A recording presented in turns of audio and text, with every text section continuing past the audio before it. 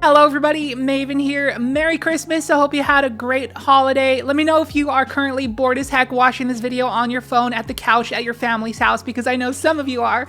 Anyways, if you are a regular subscriber here, you might remember that video I posted the other day about the Inmost Light Synthosep's prismatic warlock build. The point of that build was that it was supposed to be the meta prismatic titan PvE build, but adapted over to warlock. So you know what prismatic titans do. It's Heart of Inmost Light with Synthoseps on the exotic class item, and you spam consecration all day long. Well, did you know that's possible in all three characters, because the perks for Inmost Light and Synthoseps are available on the class items for every character? So we were over on Warlock doing the same thing Titan does, except with the Electro Slide ability instead of Consecration, and the build was pretty awesome. And that brings us to today's build, because some of you guys were curious about how that Inmost Syntho build would play out on Hunter.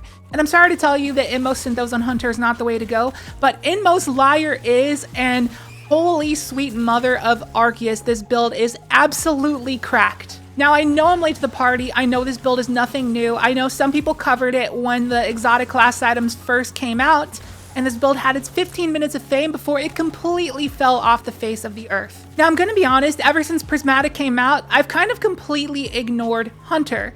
I focused entirely on Prismatic Titan and to a degree Prismatic Warlock, but for me, Prismatic Hunter in PvE has been kind of left in the shadows. But a couple days ago, I went over to our old pal Zur and decided to snag a few exotic class items for the Hunter for a change, something I've never done before, and my mind was completely blown when I tried out this Inmost Liar build.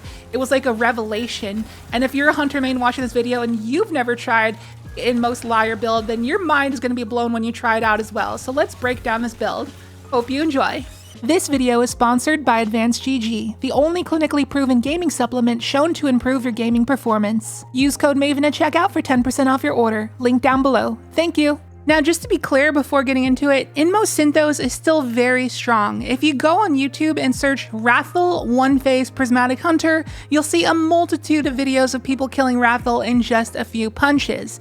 But this is incredibly niche and only meant for these types of boss challenges, but just for a general build, Inmost Liars is 1000% the way to go. Spirit of the Liar reads that dealing damage with an arc melee or getting hit by a melee will allow you to follow up with an extremely powerful punch. So we're going to do some damage testing against Carl here. Our base melee attack is hitting for 8,000 damage, and our base Liar punch is hitting for 26,000. And now we're going to add on 3 stacks of Combination Blow, which supposedly adds plus 60% melee damage per stack, or at least that's what they want you to believe, because that brings our damage up to a whopping 263,000 damage, which appears to be around a 1000% increase. But it doesn't stop there. This is only the beginning. Next, we're going to tack on the 1-2 punch shotgun perk, which grants your melee a 100% increase, and that brings our damage up to 369,000 damage, sending Carl into the next dimension. And next, we're going to add on Facet of Courage, which increases the damage we deal with light abilities by 10%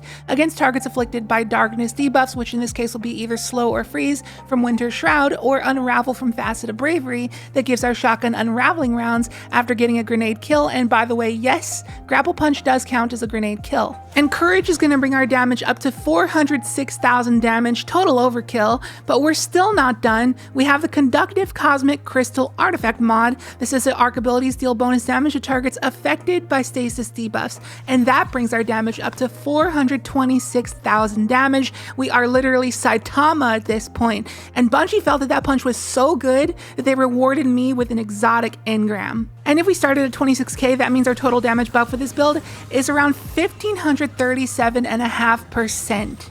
And just so you get a perspective of how strong this is, here's a clip of me shooting Carl with an aggressive frame rocket launcher, and compared to what we just saw, this is literally tickling Carl. So the fact that we completely overkilled him with a single punch and sent him into the next dimension, we literally sent him to Destiny 3, we sent him to Marathon, it's absolutely broken, and the fact that we can spam these punches back to back is insane. This build has the damage box checked a million times over. It's massive and thick like your mom, but one what if we added the tractor cannon to the mix to apply a 30% debuff?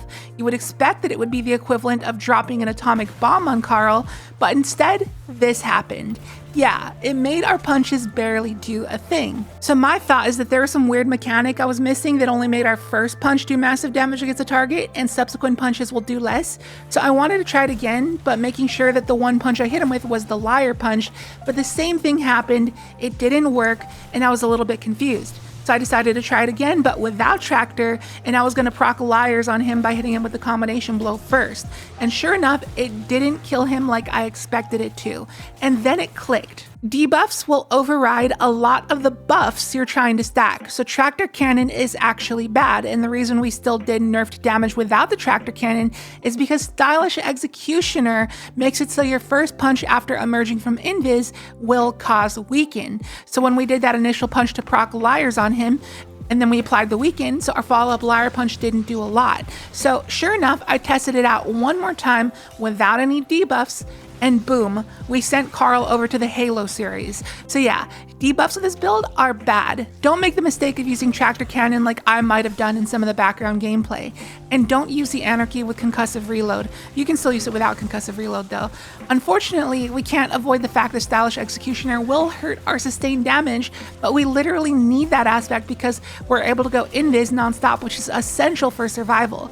It makes us invis whenever we defeat a target afflicted by any elemental debuff, and since we're dodging non-stop with the Infinite Gambler's Dodge combination blow loop, we can cause slow and freeze with the Winter Shroud aspect, so every kill will make us invis. That's like the reason this build is even good in the first place to begin with, because survival is the key to having a good PvE build. As a matter of fact, in the background gameplay you might have been seeing, or will see, Solo Master Lost Sector gameplay with this build, and you can see how it holds up in what would otherwise be considered very difficult content, but the survivability and damage output with this build makes it a breeze. I originally did Legend Solo Lost Sectors, but it was too easy, so I upped it to Master. Anyways, if you're doing very difficult endgame content with champions, and if you intend on potentially one-shotting them, then you're going to want to pick the right moment where your liar punch is procced. And I can tell you from experience that this build takes a lot of practice. You need to really know it inside out to be able to use it effectively in difficult content. You got to focus on trash mobs and keeping up your combination blow stacks before dealing with champions, and you're going to want to use your combination blow on a nearby trash mob to proc liars,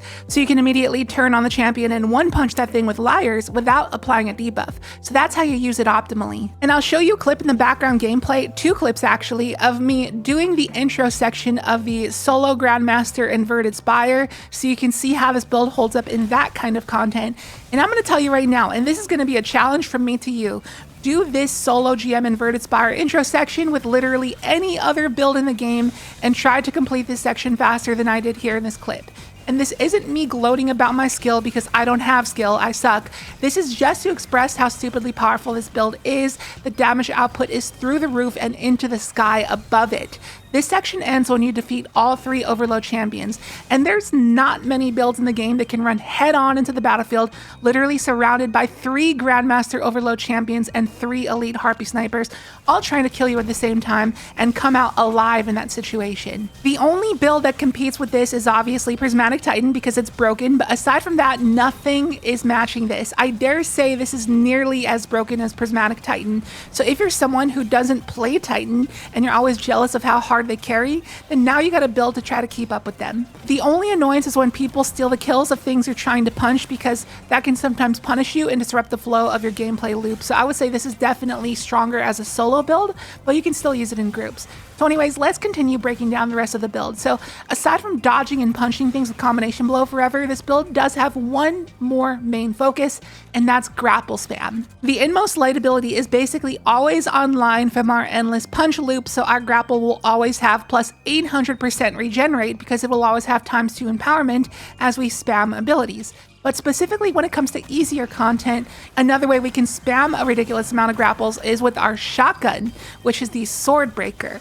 This shotgun is capable of rolling with Demolitionist and 1-2 punch, which synergizes with both main themes of our build, the punches and the grapple spam. So it's already perfect. 22% grenade energy back on final blows when enhanced, and doubled melee damage, but it doesn't stop there. It's even more perfect because it has the Cursed Thrall origin trait, which gives it those ridiculous necrochasm explosions for 7 seconds after a melee final blow, so that ability is basically always online. So our shotgun kills just cause these massive chaining explosions that make it really easy to clear out groups of trash mobs and get a boatload of grenade energy back. So between Inmost Light and this, we basically have infinite grapples. Now besides the massive damage, the thing that really makes this build so good is the survivability. Survivability is everything in PvE. Trust me, screw everything else. If you're a new player and you're making a build, damage should not be your main concern. I can't stress it enough, survivability is everything. So aside from Stylish Executioner making us invis after every kill and Combination Blow healing us on final blows, we got Facet of Protection for a 15% damage resist while surrounded. Then we got Facet of Purpose. Now some of you might have been curious why I have Silk Strike as my super. First of all, not only did roaming supers receive a massive buff this season, but when we have Facet of Purpose with Silk Strike, picking up an Orb of Power will give us Woven Mail for another 45% resist.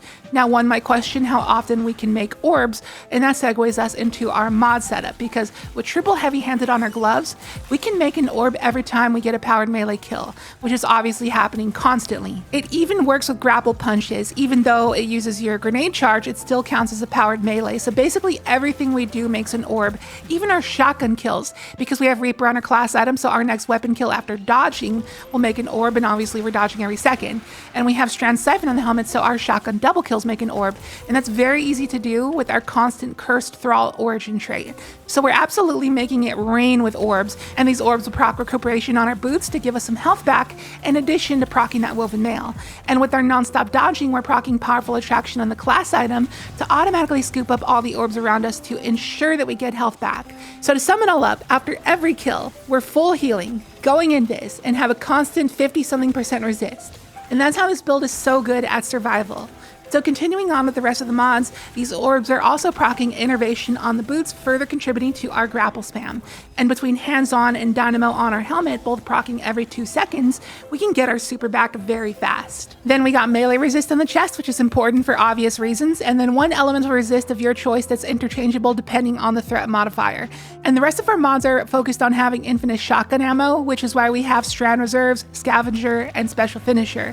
At the rate we're making orbs, we'll basically always have 3 armor charge ready for Special Finisher whenever we want, so you don't gotta stress about that.